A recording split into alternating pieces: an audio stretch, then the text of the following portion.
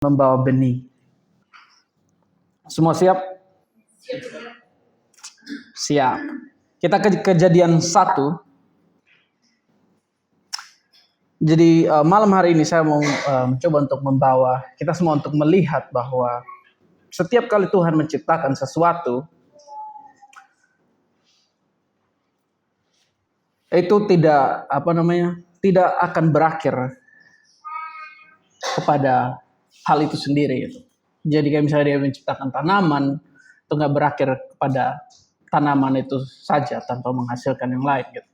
Jadi hal yang pertama aku lihat ini merupakan sebuah pattern juga yang terjadi, bahkan dari hal yang diciptakan juga menggambarkan semua hal, dan bahkan itu dilihat juga di dalam kehidupan dan pemuritan gitu. Jadi kita akan berjalan-jalan melihat setiap pattern ini. Oke? Kejadian 1 ayat 11 sampai 12. Semua sudah di sana? Berfirmanlah Tuhan, hendaklah tanah itu menumbuhkan tunas-tunas muda, tumbuhan-tumbuhan yang berbiji, segala jenis pohon, buah-buahan yang menghasilkan buah yang berbiji, supaya ada tumbuh-tumbuhan di bumi. Dan jadilah demikian.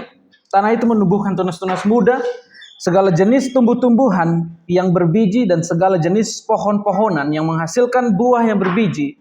Tuhan melihat bahwa semuanya itu baik. Kita lihat di sini bahwa sejak awal Tuhan menciptakan buah dengan benih di dalamnya. Buah bukan hanya saja untuk dimakan, tetapi ia membawa potensi untuk menghasilkan buah yang lebih banyak, menghasilkan tumbuhan lain. Demikian pula ketika Tuhan menghasilkan sesuatu di dalam diri kita, coba bayangkan ini. Tuhan tidak bermaksud agar hal itu berhenti di dalam diri kita saja. Kalau Tuhan memberi kita hikmat, ada benih di dalam hal itu.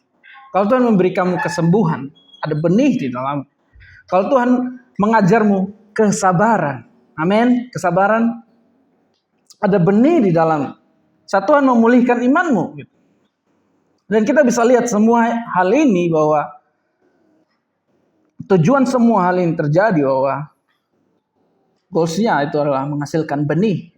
Pertanyaannya bukan hanya buah apa yang ada di dalam hidup kita.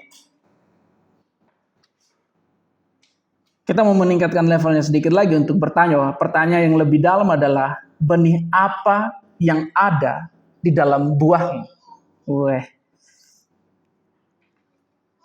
Benih apa yang ada di dalam buahku? Jadi kita bisa lihat bahwa buah itu adalah bukti kehidupan. Tetapi yang kita mau lihat di sini adalah benih itu merupakan satu bukti penggandaan.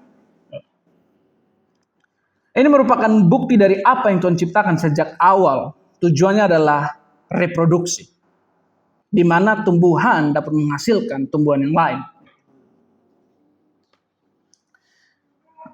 Dan kita lihat juga di pattern yang berikutnya, Kejadian 1 ayat 28. Kejadian 1 ayat 28.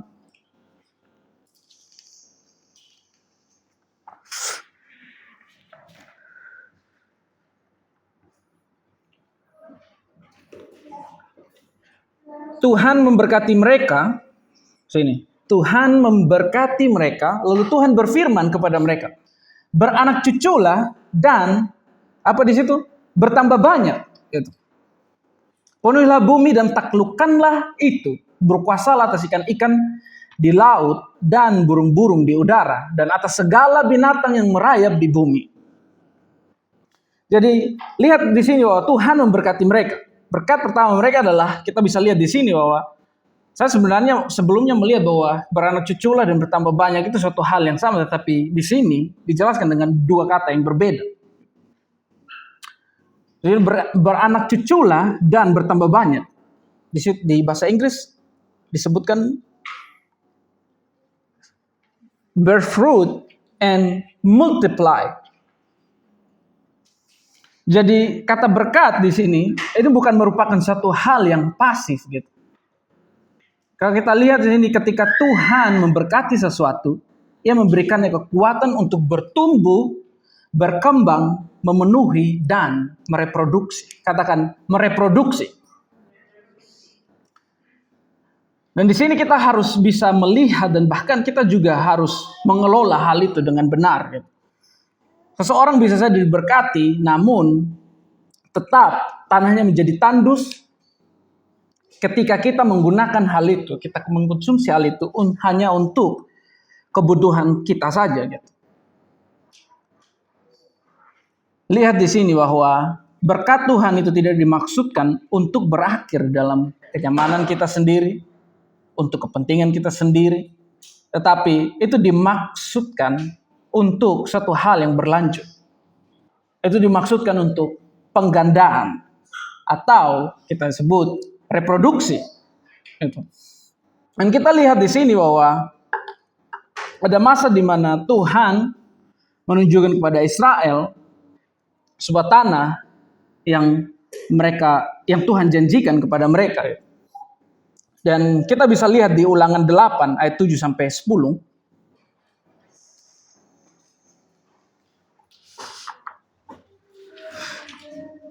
Ulangan 8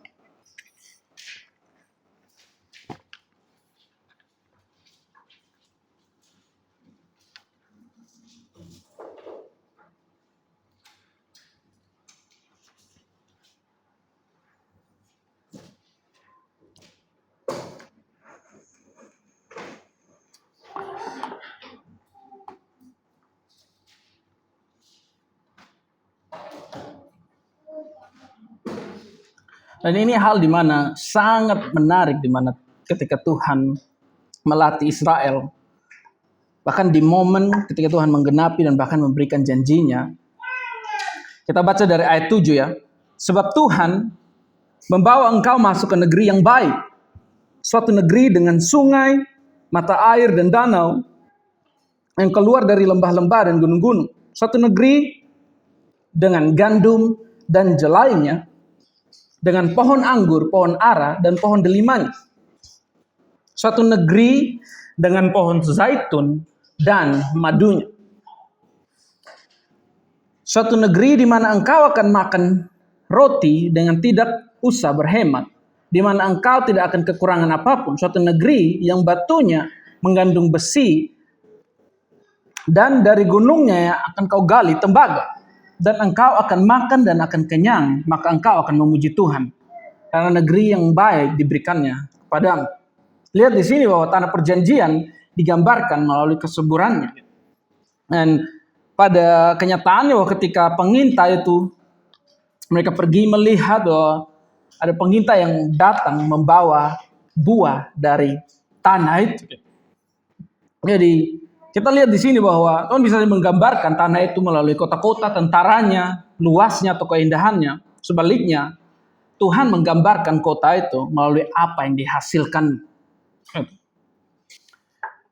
Dan kita lihat di sini bahwa janji itu bukan hanya tentang memasuki suatu tempat, tetapi ini tentang memasuki kehidupan yang bisa menghasilkan.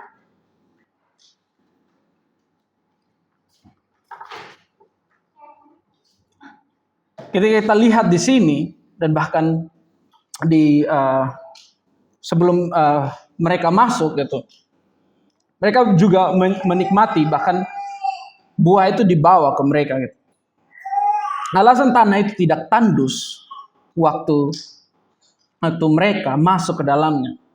Sini aku melihat dua hal yang dimana Tuhan mengajari mereka untuk mengkonsumsi apa yang ada di tanah itu, apa yang dihasilkan oleh tanah itu. Dan di momen itu, mereka juga punya kesempatan untuk dilatih Tuhan bagaimana bisa mengelola dan bahkan sampai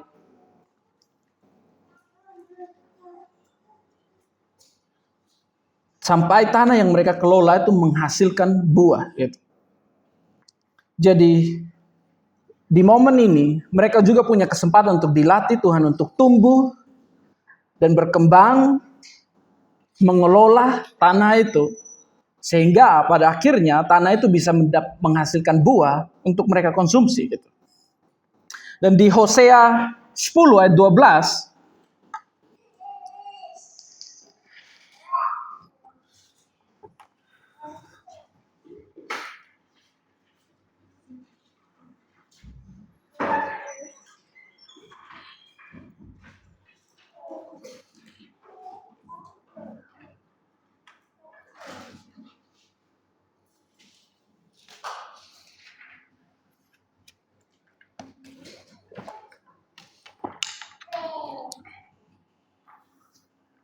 menaburlah bagi kamu sesuai dengan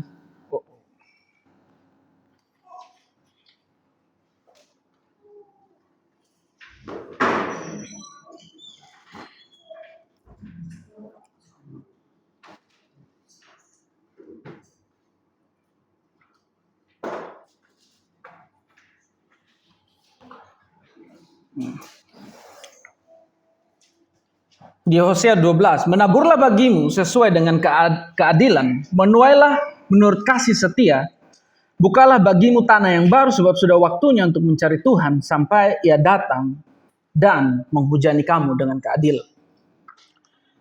Jadi dari awal kita lihat bagaimana Tuhan menciptakan segala sesuatu dengan kapasitas untuk berbuah dan berlipat ganda, untuk bereproduksi.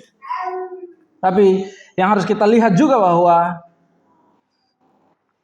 sebuah benih itu kita tidak langsung kita tanam terus tiba-tiba langsung tumbuh aja gitu. Next day udah ada buah gitu. Jadi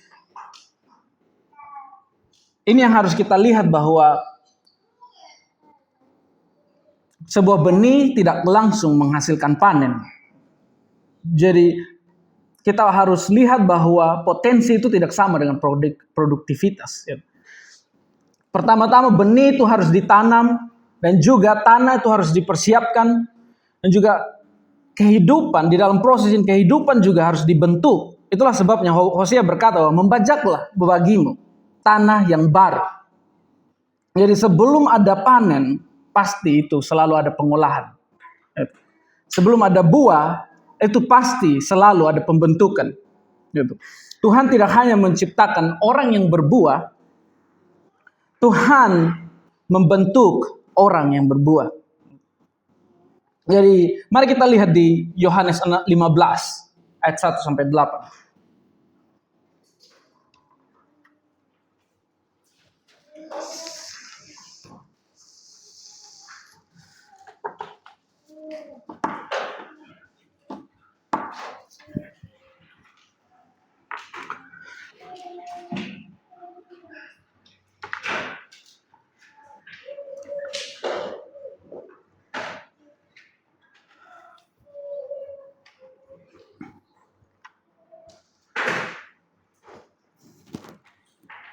Yohanes 15 ayat 1 sampai 8, semua sudah di sana? Akulah pokok anggur yang benar dan Bapakkulah penguasanya, pengusahanya. Setiap ranting padaku yang tidak berbuah dipotongnya dan setiap ranting yang berbuah dibersihkannya supaya ia lebih banyak berbuah. Kamu memang sudah bersih karena firman yang telah kukatakan kepadamu. Tinggallah di dalam aku dan aku di dalam kamu. Sama seperti ranting tidak dapat berbuah dari dirinya sendiri kalau ia tidak tinggal pada pokok anggur. Demikian juga kamu tidak berbuah jikalau kamu tidak tinggal di dalam aku. Akulah pokok anggur dan kamulah ranting-rantingnya. Barang siapa tinggal di dalam aku dan aku di dalam dia, ia berbuah banyak. Sebab di luar aku kamu tidak dapat berbuat apa-apa. Barang siapa tidak tinggal di dalam aku, ia dibuang keluar seperti ranting dan menjadi kering, kemudian dikumpulkan orang dan dicapakannya ke dalam api lalu dibakar. Jikalau kamu tinggal di dalam aku dan firmanku tinggal di dalam kamu, mintalah apa saja yang kamu kehendaki dan kamu akan menerimanya. Dalam hal inilah Bapakku dipermuliakan, yaitu jika kamu berbuah banyak. Dan dengan demikian kamu adalah murid-murid. Lihat di sini bahwa Yesus berkata bahwa Bapa memangkas cabang-cabang yang berbuah. Tujuannya untuk apa? agar mereka menghasilkan lebih banyak buah. Pahami bahwa pemangkasan itu bukanlah penolakan. Akan tetapi pemangkasan adalah pengolahan atau saya bisa sebut juga proses. Seorang tukang kebun tidak memangkas cabang karena ia membencinya. Ia memangkasnya karena ia melihat potensi. Katakan potensi. Di dalam kehidupan kita beberapa musim, ada musim menyakitkan, ada musim kesulitan. Itu semua bukanlah bukti bahwa Tuhan telah menolakmu atau enggak sama sekali memperhatikan kehidupan. Terkadang kita bisa lihat bahwa itu merupakan bukti bahwa Tuhan sedang mempersiapkanmu untuk buah yang lebih besar. Kalau teman-teman lihat dari gambar di atas ini gitu. Jadi ketika dia memotong, dia tahu bahwa bagian mana yang harus dia potong. Dan dia lihat potensi. Dan kalau kita lihat di gambar 1 dan gambar 2, di gambar 2 setelah memotong, potensi itu tumbuh. Cabang baru tumbuh. Dan bahkan potensi untuk menghasilkan buah yang lebih banyak.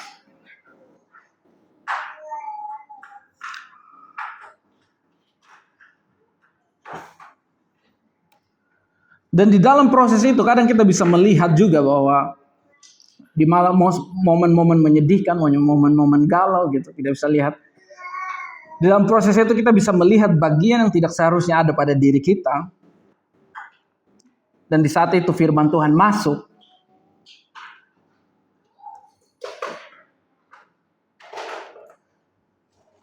Dan firman Tuhan membawa hal yang baru tumbuh di dalam kehidupan. Contohnya gini, saat kamu khawatir,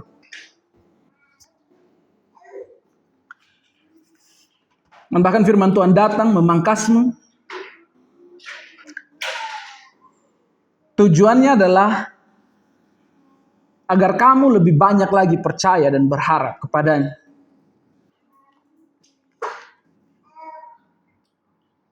Dan lihat di sini bahwa Tuhan tidak memangkas kita untuk memperkecil kita ya. Tapi Tuhan memangkas kita untuk melepaskan apa yang benar-benar berbuah di dalam diri kita. Dia tahu bagian mana di dalam hidupmu yang akan betul-betul berpotensi berbuah yang banyak. Dan kita lihat bagian yang lain juga di Ibrani 12. Ibrani 12. Saya tulis di sini ayat 11 tapi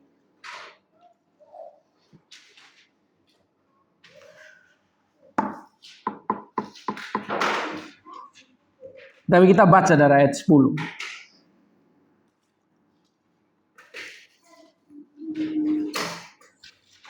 Semua sudah di sana? Hebrew 12.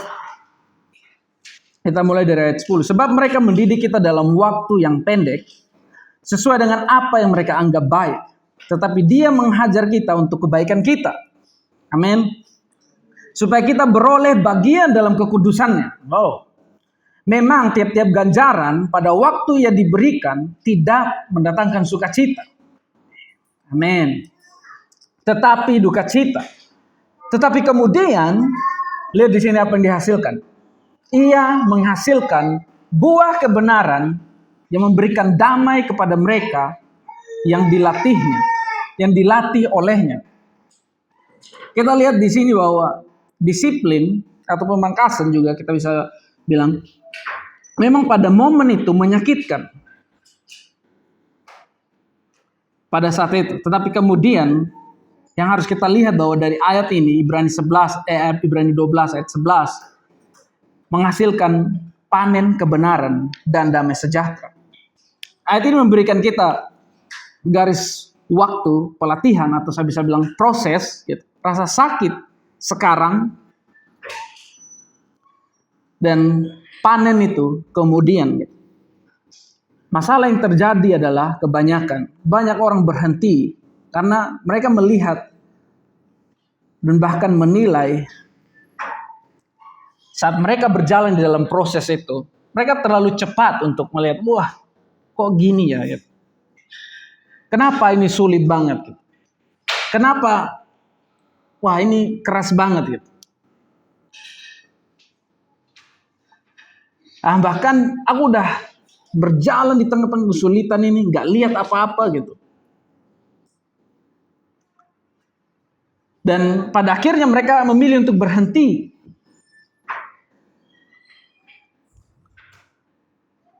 Yang harus kita pahami bahwa, ingat bahwa ada dua garis waktu yang saya ngomong di sini. Bahwa rasa sakit yang sekarang dan panen yang kemudian.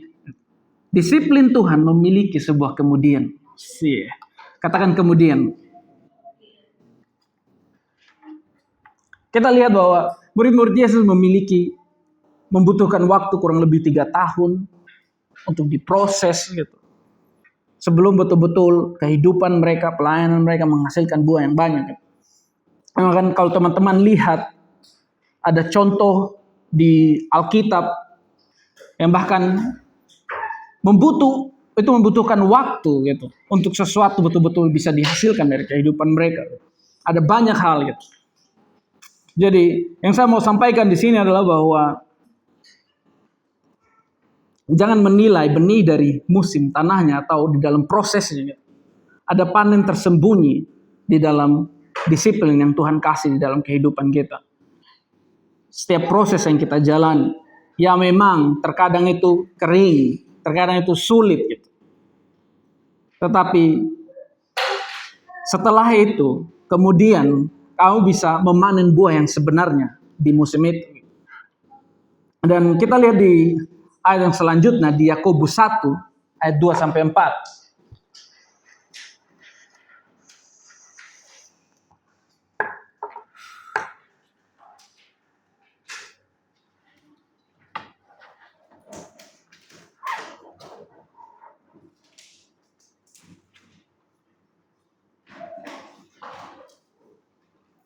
Yakobus 1 2 sampai 4. Semua sudah di sana?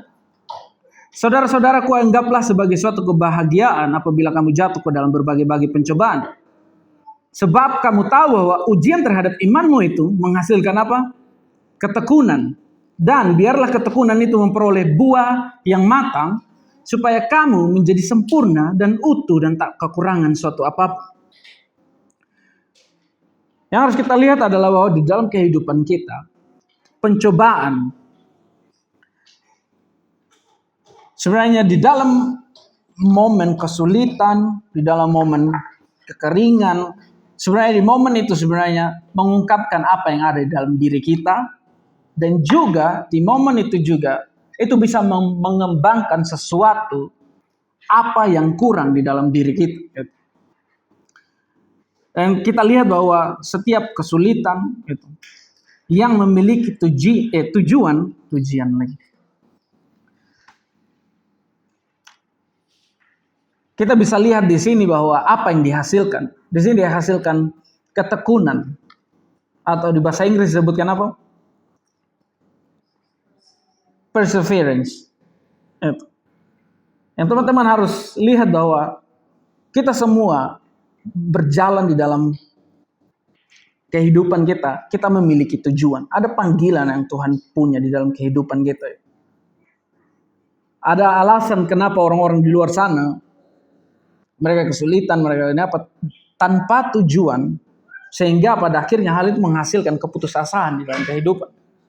Tapi aku senang dengan bagaimana ayat di Yakobus ini mengatakan bahwa setiap hal ini punya tujuan, dan semua hal ini menghasilkan ketekunan di dalam kehidupan kita. Tuhan menggunakan tekanan untuk membentuk orang-orang yang tidak mudah runtuh. Bukan kehidupan yang mudah. Ayat lain mengatakan, kita bukan anak-anak gampangan gitu. Tuhan menggunakan setiap kesulitan untuk menumbuhkan sesuatu di dalam kita. Dan di sini dikatakan ketekunan gitu. Jadi ketika kita ingin bereproduksi secara rohani, kita membutuhkan ketekunan dalam kehidupan kita. Kita tidak bisa mengaplikasikan sesuatu kepada kehidupan orang lain tanpa kita menghasilkan hal itu dulu dalam kehidupan kita. Kita nggak bisa kemana-mana gitu. Kalau misalnya kita nggak punya ketekunan. Setiap kali sulit, kita berhenti dan menyerah. Itulah kenapa saya bilang kita nggak kemana-mana. Karena kita nggak mau berproses dalam semua hal itu. Semua ketika ada kesulitan terjadi, kita berhenti. Kita nggak mau terus berjalan dalam hal itu. Akhirnya tidak ada sesuatu yang bisa dihasilkan di dalam kehidupan kita. Dan di ayat 4 itu, setelah ketekunan, di sini kita bisa lihat bahwa menghasilkan buah yang matang. Tanpa hal ini, tidak ada buah yang matang bisa dihasilkan di dalam kehidupan kita. Ingat bahwa Tuhan tidak menyanyiakan tekanan. Dia menggunakannya untuk menghasilkan ketekunan di dalam kehidupan kita. Ada sesuatu yang dia mau hasilkan di dalam kehidupan kita. Amin.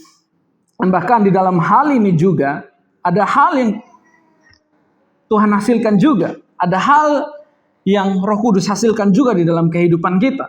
Yaitu di Galatia 5. Teman-teman pasti teman-teman bisa hafal ayat ini. Galatia 5 ayat 22 sampai 23.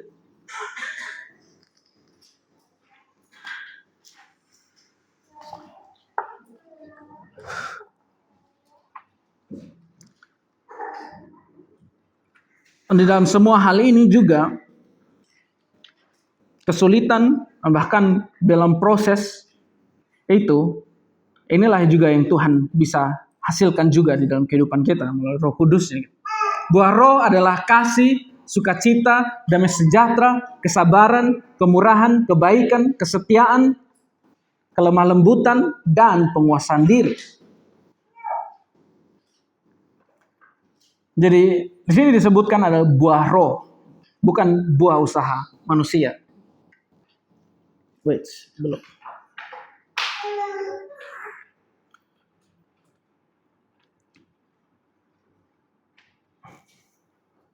Dan pahami bahwa sebelum Tuhan menggunakan kita untuk mereproduksi, yang pertama dia bentuk, yang pertama dia reproduksi adalah karakter di dalam kehidupan kita. Karena karakter itu adalah hal yang paling penting di dalam kehidupan kita. Itulah kenapa penting sekali di mana hal ini dihasilkan di dalam kehidupan kita. Jadi pahami bahwa Tuhan lebih berkomitmen untuk membentuk karakter ini di dalam kehidupan kita, membentuk Kristus di dalam kehidupan kita, sehingga hal inilah yang akan kita reproduksi bahkan di dalam keluarga kita dan juga kepada kehidupan lain. Dan Roma 8 ayat 29 ini betul-betul menjelaskan hal ini. Di Roma 8 ayat 29 ini.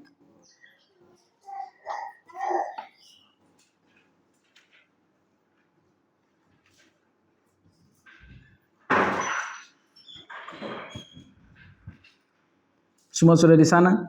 Say there when you there.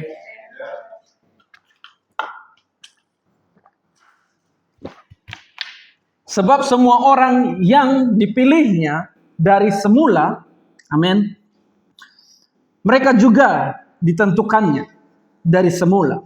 Untuk apa di sini?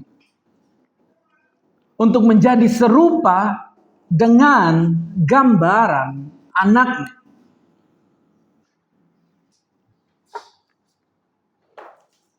Di dalam proses ini, dari awal tadi kita lihat bahwa bagaimana Tuhan memangkas, bagaimana Tuhan mendisiplin, dan bagaimana Tuhan membentuk kita. Pertanyaan berikutnya adalah, untuk tujuan apa semua proses ini? Apakah Tuhan hanya ingin kita menjadi lebih kuat saja? Apakah Tuhan hanya ingin kita menjadi lebih berhasil? Menjadi lebih dewasa? Roma 8 ayat 29 ini betul-betul memberikan jawaban. Tuhan sedang membentuk kita untuk menjadi serupa dengan Kristus. Tujuan dari pembentukan itu bukan hanya sekedar menghasilkan buah. Pahamin. Tetapi tujuan pembentukan adalah menghasilkan buah yang memiliki DNA Kristus. Karakter, kasih, itu. Dan pahami bahwa Tuhan tidak hanya mencari orang-orang yang hebat-hebat aja gitu. Orang-orang yang sudah tetapi Tuhan mencari orang yang dapat mereproduksi kehidupan Kristus dalam diri orang lain. Tapi itu semua dimulai dari pembentukan di dalam diri kita sendiri. Dan kita bisa lihat pattern berbuah dan mereproduksi di dalam pelayanan Kristus. Matius 4 ayat 19.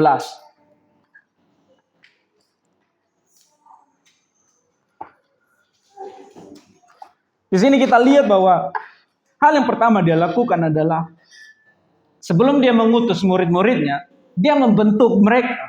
Gitu. Dan ayat ini menjadi lebih jelas ke saya hari ini waktu saya lihat Matius 4 ayat 19. Ada yang bisa tolong bacakan bahasa Indonesia? Dan bahasa Inggris? Matius 4 ayat 19, 4:19. And he said to them, "Follow me, and I will make you fishers of men."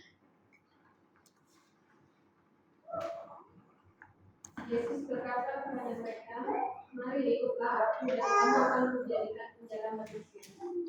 Lihat di sini ada 3 bagian kalau teman-teman paham. Yang pertama di situ dikatakan ikutlah aku. Kita lihat di sini, ini menunjukkan sebuah gambaran hubungan.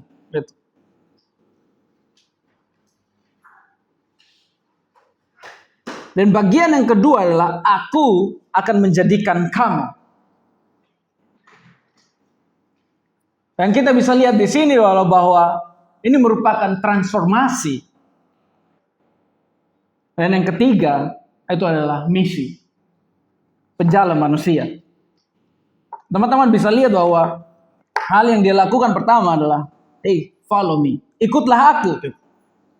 Dan mereka bisa masuk di dalam hubungan dengan dia. Di dalam proses itu, aku akan menjadikan kamu. Tuhan membentuk, mentransformasi kehidupan seseorang. Dan yang ketiga, penjala manusia. Kita bisa lihat misi di sini. Banyak orang menginginkan misi tanpa proses pembentukan. Banyak kita pengen, aku mau jadi ini, aku mau pengen pergi ke suatu tempat, aku melakukan ini. Tanpa tahu bahwa ada proses yang harus mereka ikuti, ada step yang harus mereka jalani. Mereka harus masuk di dalam proses pembentukan itu. Dan kita lihat di sini, sebelum Yesus mengutus mereka, dia membentuk mereka terlebih dahulu.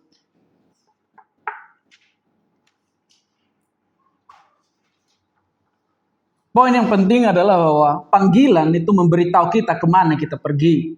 Tetapi pelatihan itu membuat kita mampu membawanya, membuat kita mampu berjalan menggenapi hal itu. Dan lihat di Markus 3 ayat 14.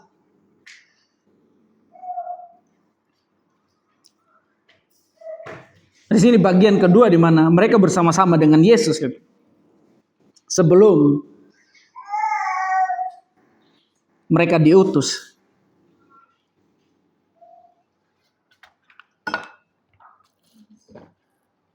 Markus 3 ayat 14.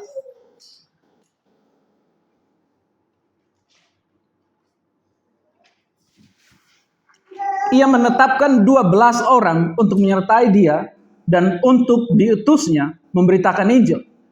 Yesus menetapkan ke-12 murid. Di sini untuk apa? Supaya mereka bersama-sama dengan dia. Supaya setelah itu step yang selanjutnya melihat semua proses yang terjadi. Kehidupan mereka dibentuk. Itu yang kita biasa sebut pemuritan. Itulah kenapa kita di tempat ini. Gitu. Setiap hari kita bersama-sama. Apapun yang kita lakukan bersama. Gitu.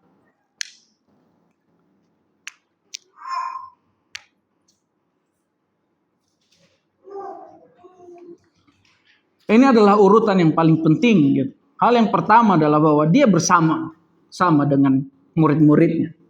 Murid-muridnya bersama-sama dengan Yesus. Gitu. Ini adalah step pertama. Menghabiskan waktu bersama-sama dengan Yesus.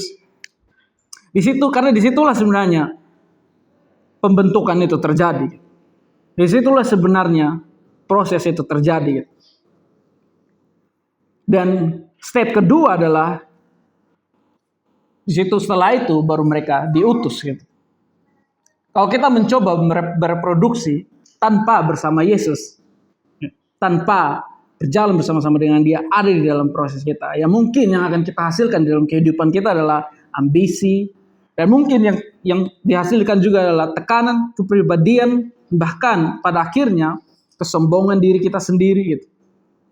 Dan pada akhirnya yang kita reproduksi bukanlah Kristus, tetapi manusia kita sendiri saja gitu. Kesombongan kita dan bahkan karakter-karakter yang dihasilkan di luar dari Kristus gitu.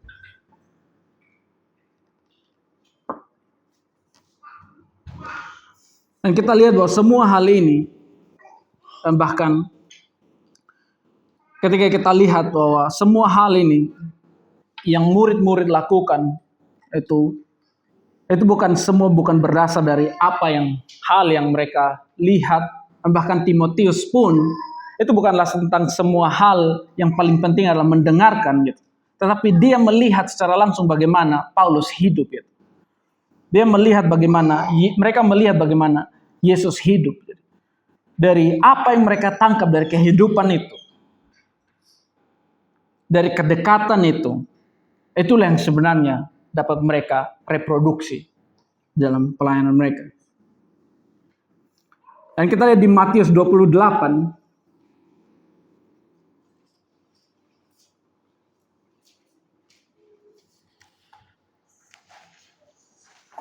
Teman-teman bisa lihat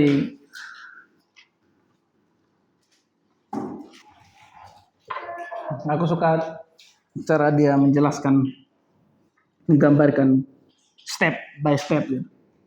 Gear 1, gear 2, gear 3.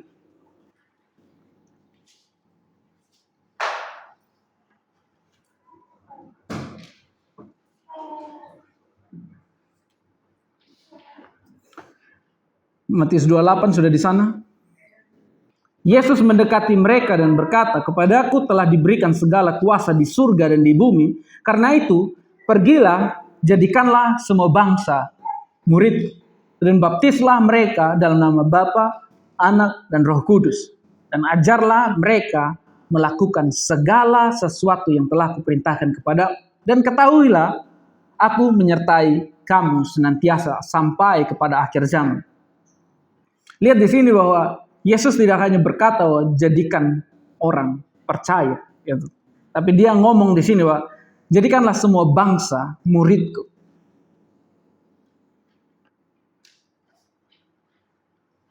Dan di sini kita bisa lihat bahwa di dalam proses pemuritan itu ada dua hal yang berbeda gitu. Seorang yang percaya, dia beriman, tapi seorang murid di sini dikatakan seorang murid mengikuti, belajar, taat, bertumbuh. Dan bahkan goalsnya adalah membantu orang lain untuk mengikuti pattern yang sama. Kita lihat bahwa gereja itu tidak dirancang untuk dibangun hanya di atas mimbar aja. Kita sering ngomong hal ini gitu. Tapi semua hal ini dirancang. Gereja dirancang untuk berkembang biak. Melalui orang-orang, melalui setiap individu yang ada di tempat ini. Setiap keluarga. Untuk berkembang biak. Untuk menghasilkan benih-benih itu. Lihat di sini bahwa misi Yesus tidak digenapi ketika orang hanya mendengarkan saja. Tapi misi itu terpenuhi ketika pendengar menjadi pengikut dan pengikut menjadi pembuat murid. Dan inilah goals dan panggilan kita di tempat ini. Kita nggak perlu di dalam kehidupan kita juga memuridkan. Di dalam keluarga kita harus sebagai suami kita harus memuridkan istri kita dan anak-anak kita. Dan bahkan memuridkan itu bukan satu panggilan yang hanya wah ini untuk pendeta. Dan di luar sana mereka melihat sebagai hal itu, tetapi saya lihat di tempat ini setiap individu di tempat ini memiliki hal itu, memiliki panggilan itu dalam kehidupan kalian. Karena tujuan kita adalah untuk mereproduksi dari keluarga kita, membangkitkan keluarga yang lain. Dari satu orang anak kita, membangkitkan orang yang lain. Dan kita lihat di 2 Timotius 2, ayat 2, kita lihat progresif yang terjadi di sini.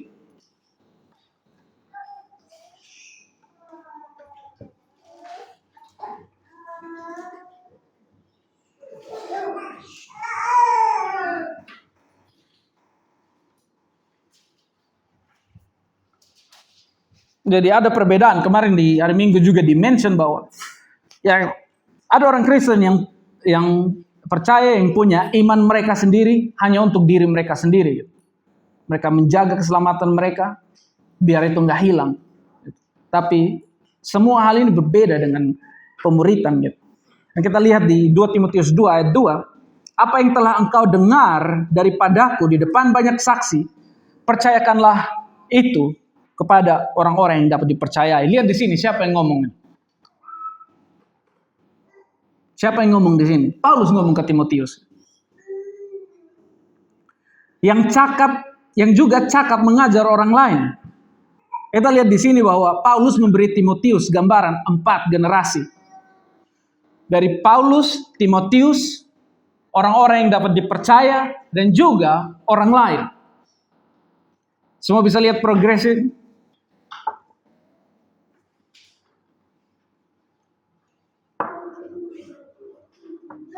Dan lihat di sini bahwa kedewasaan tidak hanya kita ukur dari seberapa banyak apa hal yang kita ketahui. Tapi ini diukur dari apakah apa yang kamu ketahui dapat dipercayakan. Apakah itu dapat dipercaya? Apa hal itu dapat dipercayakan dan dapat direproduksi? Lihat bahwa semua hal ini membutuhkan karakter.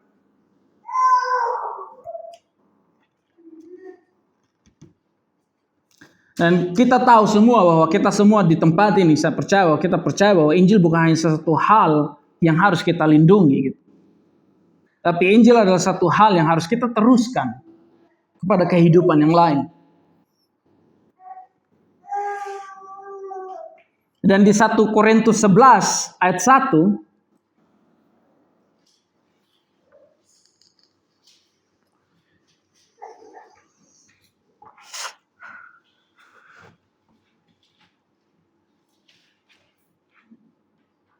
semua sudah di sana?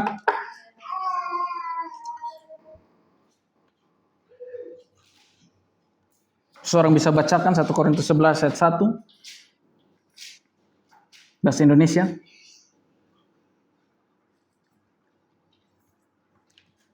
Kakak Willy. 1 Korintus 11 ayat 1. Ikutilah teladanku sama seperti aku dalam mengikuti teladan Kristus. Di sini Paulus ngomong bahwa ikutilah teladanku sama seperti aku mengikuti teladan Kristus. Dan dia nggak ngomong bahwa dia sempurna, gitu. Tapi dia ngomong di sini bahwa hidupku mengarah ke arah yang benar, gitu. Sama seperti aku mengikuti teladan Kristus. Gitu. Lihat bahwa di dalam kehidupan kita ini kita tidak bisa mereproduksi hal ini, tidak bisa kita reproduksi hanya melalui apa yang kita bicarakan saja. Gitu. Tetapi kita bisa mereproduksi hal ini melalui apa yang kita wujudkan dan apa yang kita hidupi sehari-hari. Apa yang kita lihat dari pemimpin kita dan apa yang kita lihat dari apa setiap hal yang Kristus tunjukkan di dalam kehidupan kita. Dan di sini saya buat poin di sini bahwa kita tidak bisa mereproduksi Kristus di dalam diri orang lain jikalau kita sendiri tidak mengikuti Kristus. Dan Paulus ngomong di sini bahwa ikutilah teladanku sama seperti aku mengikuti teladan Kristus. Ya, kita lihat di Filipi 4 ayat 9.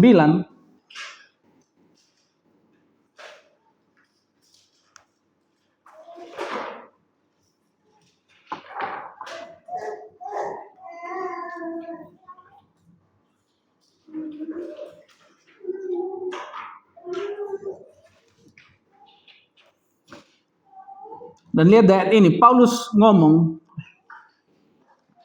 Filipi 4 ayat 9, semua sudah di sana?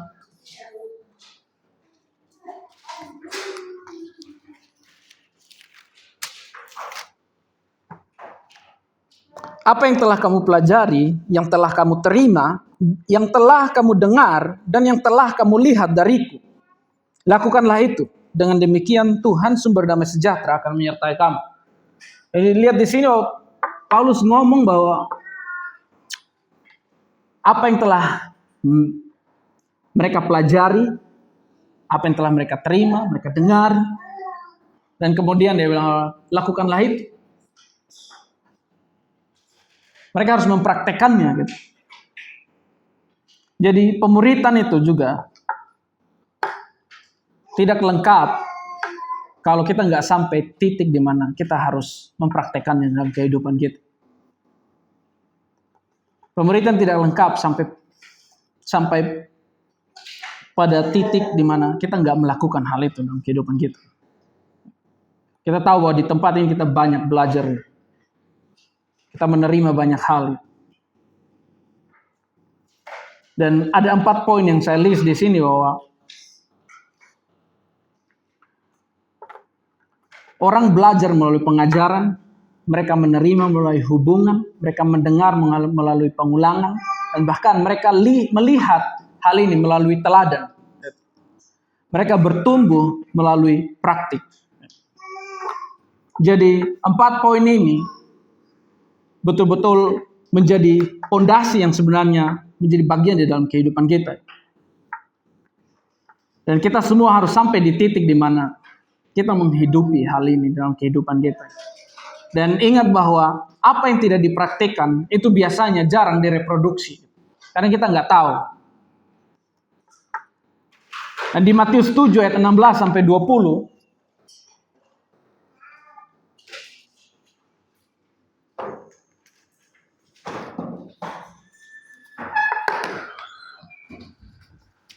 Matius 7 ayat 16 sampai 20, semua sudah di sana?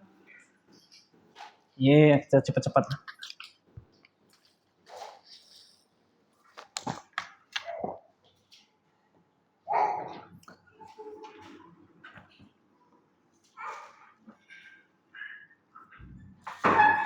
Dari buahnya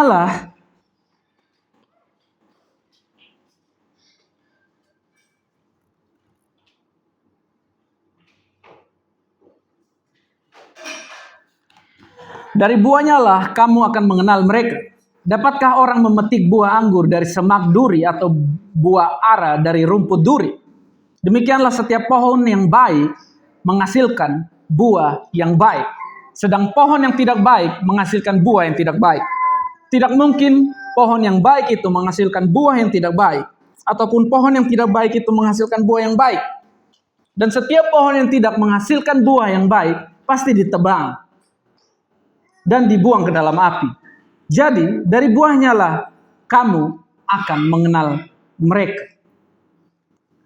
Lihat di sini bahwa Yesus ngomong bahwa pohon itu dikenali dari buahnya. Buah itu mengungkapkan sifat. Buah itu menunjukkan kualitas dari pohon itu. Buah itu menunjukkan kualitas dari karakter, bahkan dari pohon itu sendiri. Makanya dia ngomong bahwa gak mungkin pohon yang gak baik hasilkan buah yang baik. Gitu. Dan ini tidak berarti bahwa kita menghakimi dengan cepat atau keras dari waktu kita lihat hal itu. Gitu. Dan yang perlu kita pahami adalah buah itu membutuhkan waktu, gitu. Proses. Gitu. Tapi seiring waktu, di dalam proses-proses ini ada banyak hal yang dihasilkan dan ditunjukkan. Gitu. Di mana hal yang paling penting juga adalah di dalam proses ini seiring waktu pola-pola itu mengungkapkan akar, menunjukkan akar. Lihat bahwa Tuhan tidak tertarik pada buah buatan yang ditempel di cabang. Sama kayak kadang itu ada pohon plastik itu. Daunnya tomat, buahnya apel.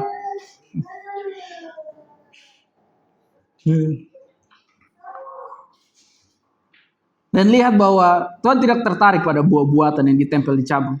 Dia tujuannya adalah bahwa dia mengubah akar sehingga buahnya menjadi nyata. Dan Tuhan itu menginginkan buah yang hidup, yang berasal dari akar yang telah dihasilkan. Itu. Jadi kita lihat di 2 Korintus 9 ayat 10.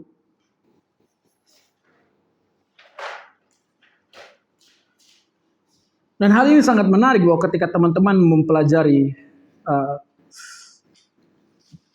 proses dari sistem agrikultur orang Yahudi, itu sangat-sangat menarik bahwa di dalam proses itu ada proses yang biasa disebut dormansi, di mana benih itu mati dulu, gitu. Sehingga dalam proses beberapa waktu itu yang pertama tumbuh adalah akar. Dan teman-teman mungkin bisa riset sendiri gitu, dari hal itu. 2 Korintus 6 ayat 9 2 Korintus 9 ayat 10. Ia yang menyediakan benih bagi penabur dan roti untuk dimakan. Ia juga yang menyediakan benih bagi kamu dan melipat gandakan. Dan kita di sini sampai di titik ini kita mulai memahami bahwa Tuhan tidak hanya membentuk kita untuk diri kita sendiri. Tuhan membentuk kita supaya kehidupan Kristus dapat diteruskan kepada orang lain.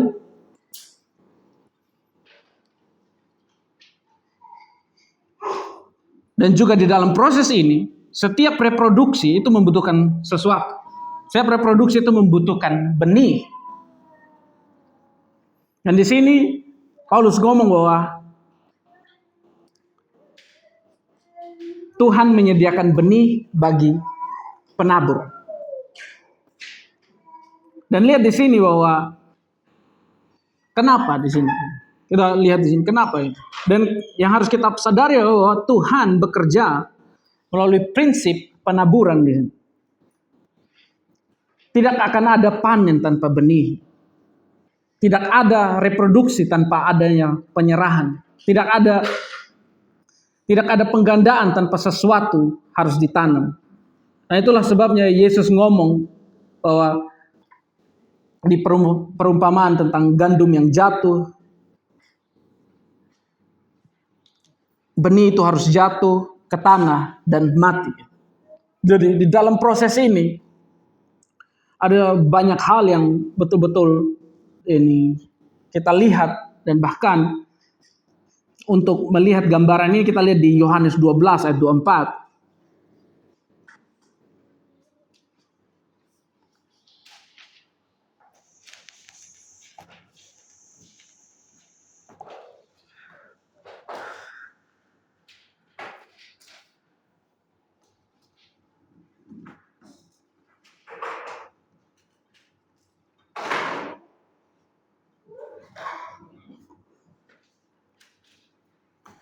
Yesus berkata bahwa kecuali sebutir gandum jatuh ke tanah dan mati, ia tetap sendirian. Tetapi jika ia mati, ia menghasilkan banyak benih. Sebab benih memiliki potensi. Tapi potensi itu bahkan tidak bisa apa-apa gitu tanpa harus diserahkan, tanpa harus berserah gitu. Jadi beberapa dari orang lain di luar sana, mereka pengen penggandaan, mereka pengen bereproduksi, tapi mereka tidak mau juga berserah. Mereka tidak mau mati dari kehidupan mereka sendiri. Mereka nggak mau mati dari setiap keinginan mereka. Mereka nggak mau mati dari hal yang seharusnya mati di dalam kehidupan mereka. Dan sebenarnya reproduksi ini juga, reproduksi kerajaan, ini sebenarnya melewati proses penyerahan diri. Kita berserah. Dan kalau kita nggak mau mati atau memilih untuk menghidupi kehidupan kita yang kita mau gitu, itu sebenarnya bukan berserah gitu. Dan pada akhirnya di sini nggak akan ada yang dihasilkan. Benih itu akan tetap sendirian gitu. Dan di dalam proses dormansi itu gitu, kita perlu mati dulu sehingga benih itu bisa tumbuh, berakar, dan bahkan bertumbuh menjadi suatu pohon, berbuah, dan bisa menghasilkan buah yang lain. Gitu.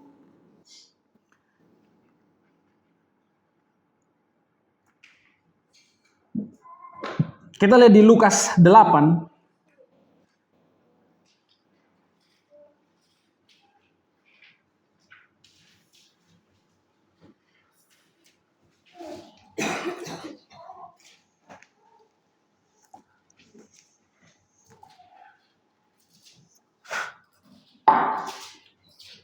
Lukas 8, 11 sampai 15.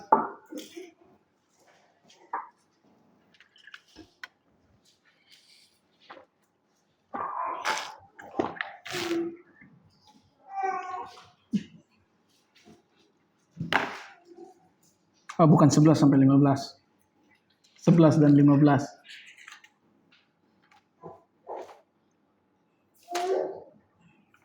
Cuma sudah di sana.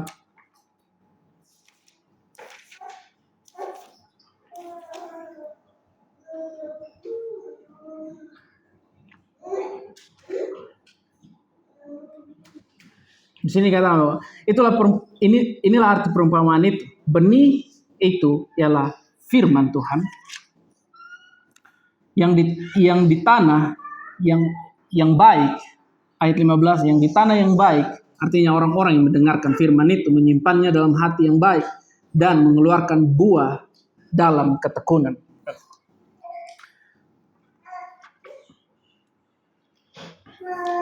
Dan di sini kita lihat bahwa sebenarnya hal yang banyak terjadi, gitu.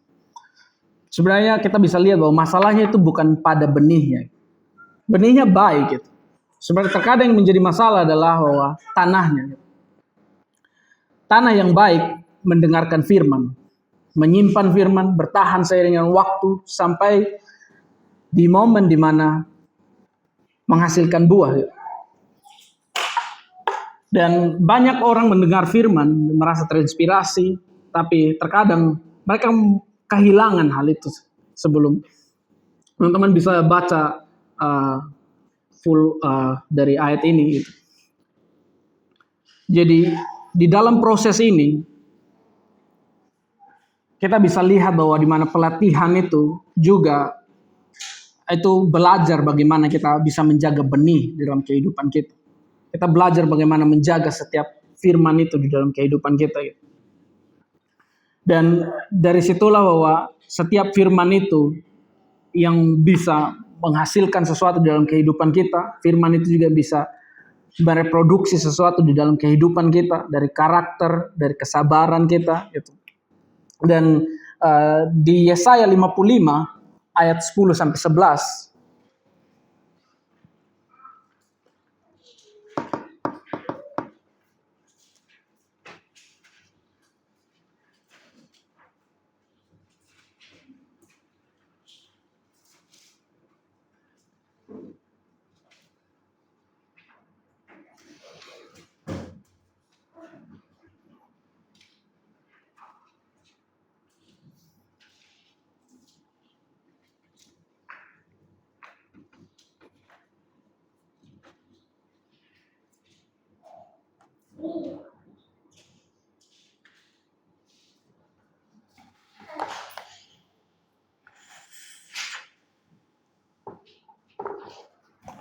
Sebab seperti hujan dan salju turun dari langit dan tidak kembali ke situ, melainkan mengairi bumi, membuatnya subur dan menumbuhkan tumbuh-tumbuhan, memberikan benih kepada penabur dan roti kepada orang yang mau makan. Demikianlah firmanku yang keluar dari mulutku. Ia tidak akan kembali kepadaku dengan sia-sia, tetapi ia akan melaksanakan apa yang kau kehendaki. Ia akan berhasil dalam apa yang kusuruh kepadanya. Dan ini menarik bahwa ada dua hal yang di sini disebutkan gitu. Di sini disebutkan bahwa Tuhan memberikan benih kepada penabur dan roti kepada pemakan. Gitu. Dan orang-orang yang mau makan gitu. Dan kita bisa lihat bahwa di sini adalah roti ini merepresentasikan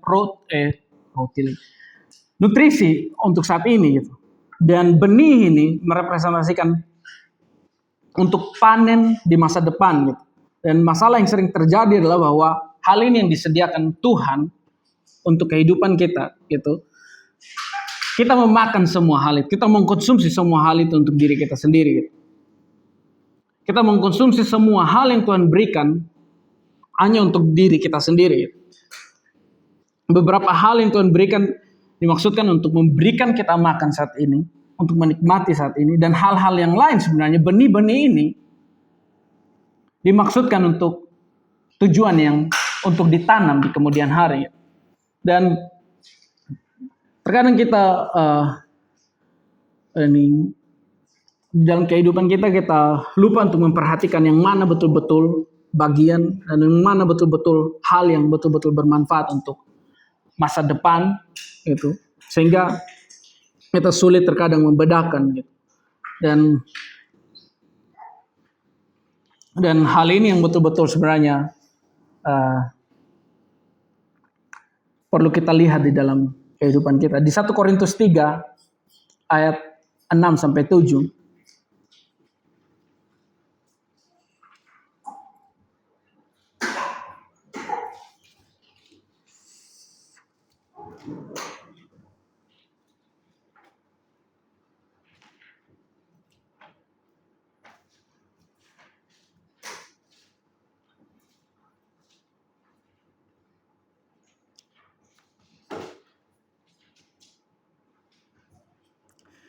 Satu Korintus 3 ayat 6 sampai 7. Aku menanam, Apolos menyiram, tetapi Tuhan yang memberikan pertumbuhan. Dan kita lihat di sini bahwa dari semua proses ini, menanam itu adalah awal yang penting gitu. Tapi setiap petani tahu bahwa menanam itu bukanlah akhir dari pekerjaan. Setelah benih ditanam, benih itu harus dipelihara, harus dijaga, harus dikelola, dan bahkan Paulus berkata, aku menanam, Apolos menyiram, tetapi Tuhan yang memberi pertumbuhan. Lihat bahwa ada tanggung jawab dan juga ada bagian yang dimana Tuhan kerjakan dalam kehidupan kita. Salah satunya di sini Paulus ngomong bahwa Tuhan memberi pertumbuhan gitu. Tapi kita perlu menanam dan menyiram juga gitu. Menjaga apa yang sudah kita terima. Dan di sini adalah bahwa saya ngomong memberi pertanyaan gitu. Bagaimana kita mengelola apa yang Tuhan percayakan kepada kita? Dari setiap hal yang Tuhan berikan di dalam kehidupan kita, bagaimana kita mengelola semua hal itu?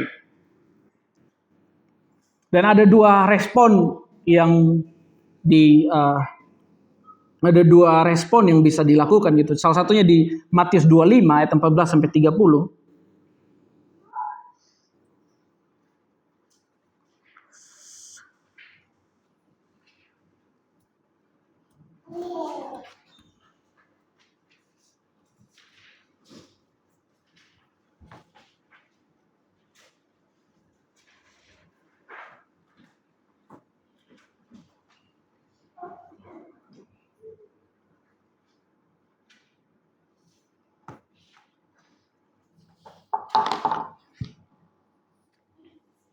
Matius 25, semua sudah di sana?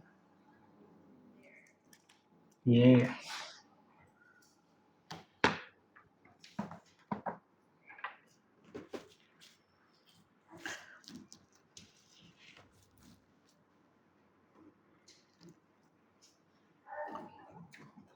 Mungkin kita nggak bakal baca semuanya gitu. Di ayat 14 sampai 30 di sini kita bisa lihat bagaimana hamba-hamba yang setia itu mereka melipat gandakan apa yang dipercayakan kepada mereka. Dan hamba yang tidak setia mengumpulkan talentanya. Sebenarnya masalahnya bukan apa yang mereka terima gitu. Berapa banyak gitu.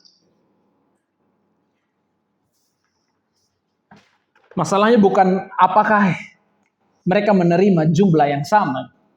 Tapi sebenarnya masalahnya adalah apakah mereka setia dengan apa yang mereka terima.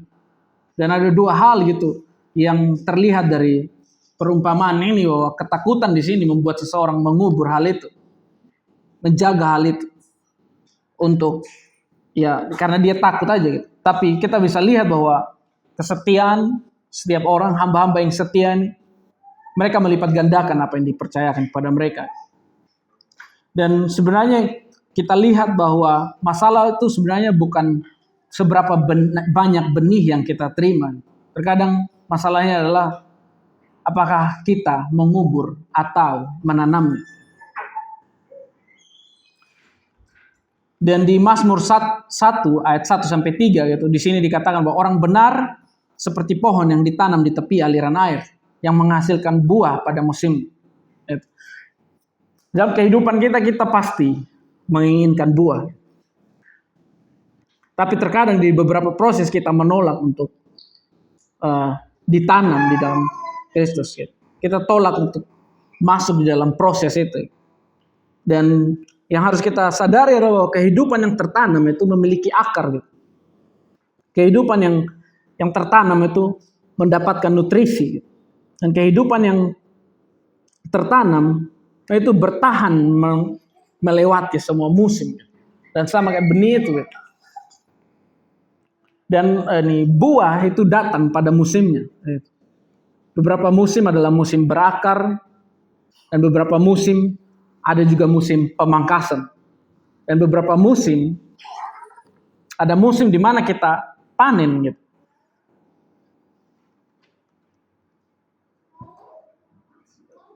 Dan dari semua hal ini kita bisa lihat bagaimana di beberapa proses itu ada bagian penting yang harus kita lihat itu. Dalam kehidupan kita bahwa Tuhan pasti memberikan buah gitu.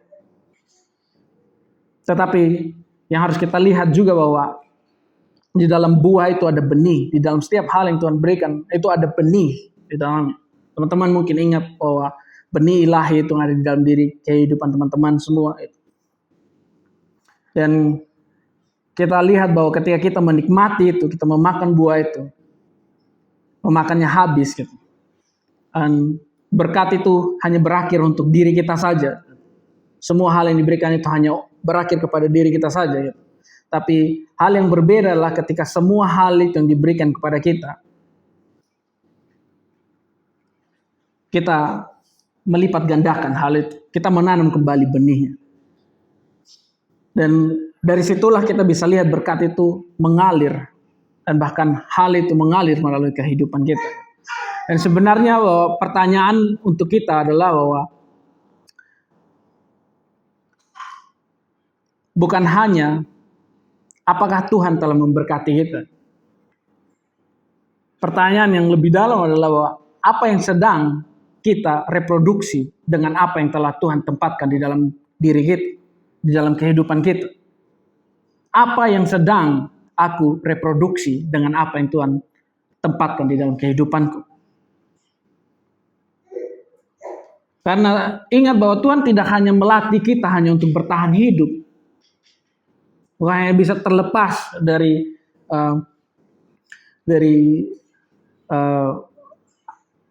untuk bertahan hidup ya, untuk survive aja, menikmati semua berkat. Tapi Tuhan melatih kita untuk berbuah gitu. Dan pahami bahwa buah yang sejati yang dihasilkan itu selalu membawa benih. Tujuannya adalah untuk kehidupan lain bisa dihasilkan melalui bahkan dari kehidupan kita. Jadi saya harap teman-teman bisa merenungkan gitu, apa yang sedang Tuhan reproduksi dengan apa yang telah Tuhan tempatkan di dalam kehidupan kita. Amin.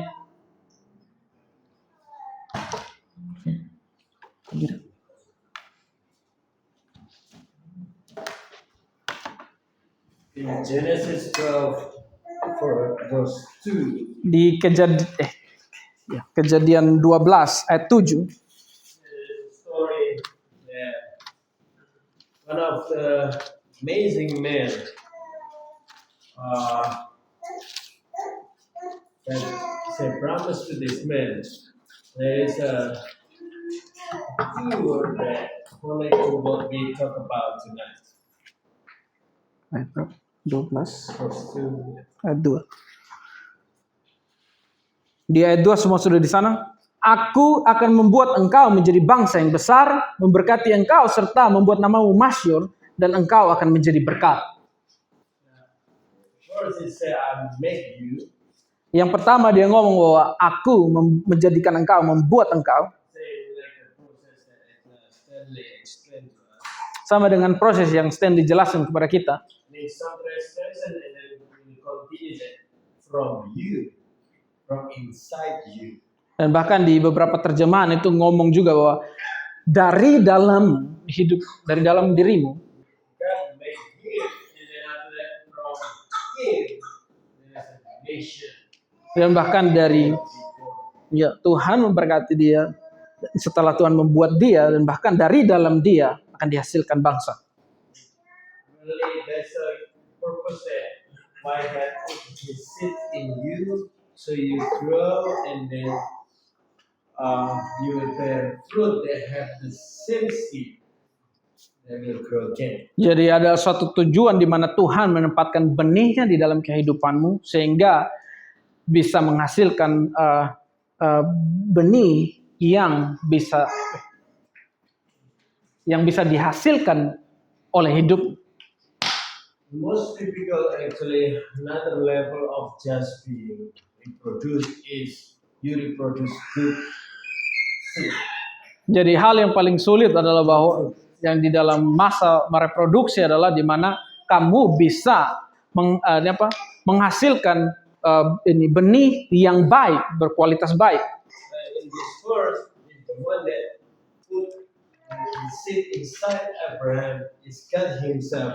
That will make Abraham like Him, so Abraham can produce something or someone like Him also. Dan yang menarik bahwa di sini adalah Tuhan menaruh itu di dalam Abraham dengan tujuan di mana Abraham bisa menghasilkan benih yang sama seperti diri. I remember at one point, Father tried to produce markisa ungu, purple markisa. Saya mengingat bahwa waktu Pak Bren coba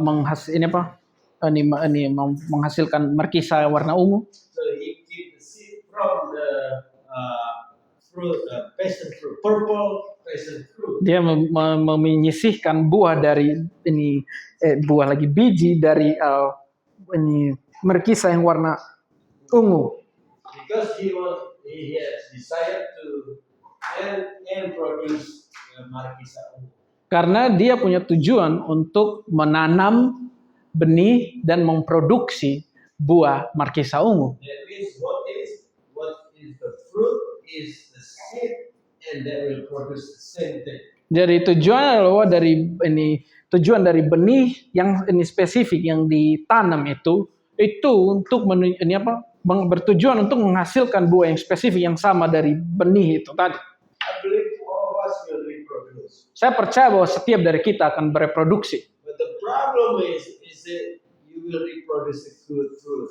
Masalah yang terjadi adalah pertanyaan apakah kamu akan mereproduksi tanaman yang baik, buah yang baik. Because who we are, actually what seed will come out from us.